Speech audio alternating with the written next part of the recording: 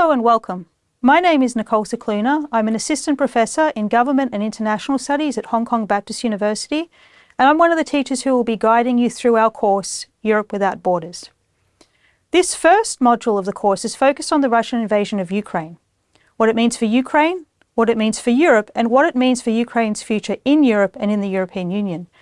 In this short lecture, I want to zoom in on one aspect of that broader question, namely the question of what does the war in Ukraine mean for the EU as a foreign policy actor? Now that question presupposes others. Is the EU a foreign policy actor at all? If it is, what kind of actor is it? What tools does it have at its disposal? What limitations does it face? So we can take the Russian invasion of Ukraine as a point of departure to explore the EU's actorness.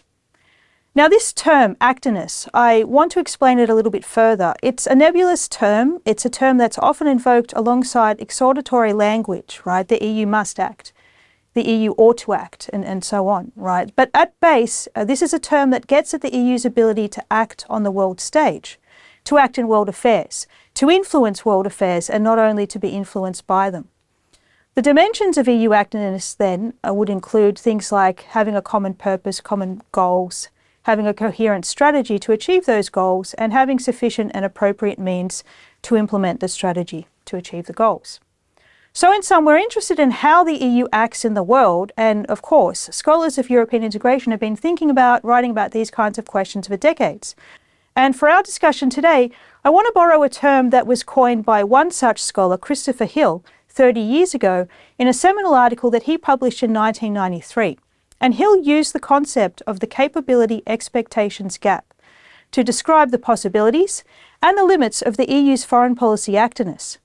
He saw then that some, and perhaps a lot, of the angst around the EU's role in the world was a product of that gap, the gap between what the EU could do and what the EU wanted to do, or what others wanted it to do. So Hill's approach remains prescient today, and we can see that in relation to EU-Russia-Ukraine relations. In fact, not only does the capability expectations gap remain, arguably it has grown. Now, Hill himself, a skeptic in 1993, was arguably too optimistic about the EU's actorness from the perspective of today. Okay, so let's revisit Hill's prescriptions from the early 1990s. And here, of course, you have to remember that the early 1990s, that this was a period of great change geopolitically, right? The end of the Cold War, the collapse of the communist regimes in Central and Eastern Europe, the collapse of the Soviet Union itself, and all of this took place, to the great surprise of most political commentators and experts, between 1989 and 1991, right? So this was a moment of real openness, right? A moment where different types of worlds were possible, and, importantly, this was the moment in which the European Union was born, okay? So the European Union was created by the Maastricht Treaty of 1992, and it came into being in 1993, right? It was bigger, bolder, more ambitious than the more economically focused European Economic Community from which it emerged. So Hill, who is writing in this moment of openness in the shadow of the long 1989, so to speak, envisaged the EU's possible foreign policy functions, right? And he kind of outlined a few tasks that the EU could perform. The first potential task that Hill saw for the EU was to act as a replacement for the USSR, for the Soviet Union, in the global balance of power, right, to counterbalance American strength globally. Quite ambitious. Hill's second task for Europe was to act as a regional pacifier. His third task was for Europe to act as a global intervener, stepping up to defend European interests, right, quote from Hill, on occasions by military force, but more often with economic and political instruments. And finally, Hill's fourth task, which I'll focus on today, was for the EU to act as a mediator of conflict. Now, in his view, the EU was uniquely suitable for this task, owing to its singular advantage of not being perceived as a superpower and a potential hegemon. Needless to say, from our perspective 30 years later, the EU has struggled to live up to the vision articulated by Christopher Hill.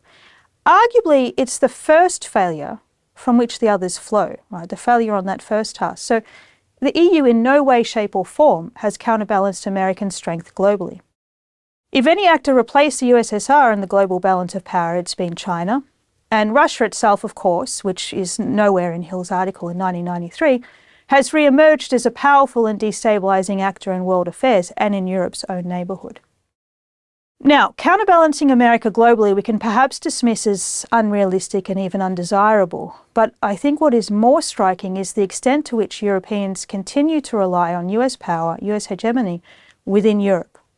Right, so that's still now, so 2 years since Russia's full-scale invasion of Ukraine, and staring down the barrel of a potential second Trump presidency in the United States, we have increasingly urgent debates about the need for Europe to improve its strategic autonomy, for Europe to be able to reduce its reliance on NATO, the US, but these are still in the realm of goals to be achieved, right, rather than goals that have been achieved. So this takes me back to the suggestion that the EU's capability expectations gap has actually grown, right, since 1993, and if it is true, it can be seen as a function of two things. The first is heightened expectations, and the second is lowered capabilities.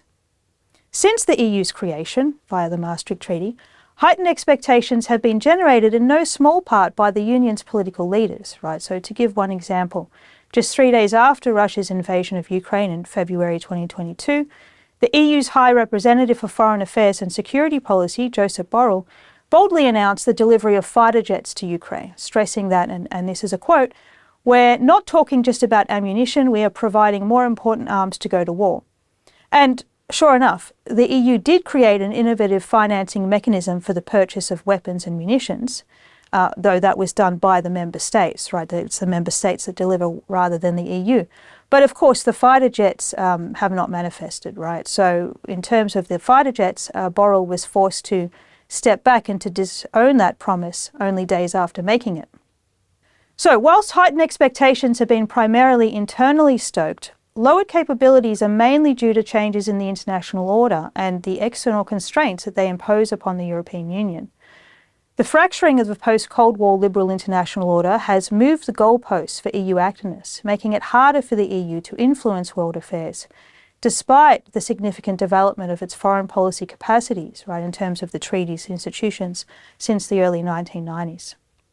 So to the extent that Europe never lived in the post-Hobbesian world that some of its architects and many of its proponents would like to imagine, the foundational myth of the EU as a peace project was always somewhat problematic, and arguably the Russian invasion of Ukraine has made it untenable. If the EU cannot increase its capabilities in relation to hostile actors that are willing and able to use force in contravention of international norms, then it should lower expectations. It should identify and focus on those tasks that it can achieve, chief amongst them, in my view, being enlargement, and that is a topic to which we'll return in later segments. Thank you.